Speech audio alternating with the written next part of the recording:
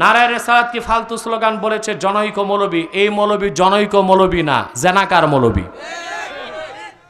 এটা জনৈক মৌলবী না, জেনাকার মৌলবী।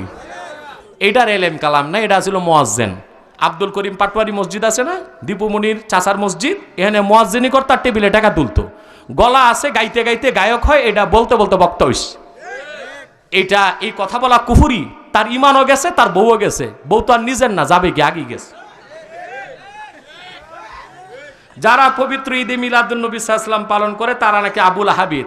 যারা এটা বলে তারাই আবুল আহাবি। বর্তমান রাজনীতি এবং খেলাফতের মধ্যে পার্থক্য কি? বর্তমান রাজনীতি হচ্ছে ইলেকশন, খেলাফত হচ্ছে সিলেকশন। এই পার্থক্য, বড় পার্থক্য। বর্তমান রাজনীতি কি? ইলেকশন। যেখানে চোর বেশি ওইখানে সদস্য হবে চোর। কথা বলেন।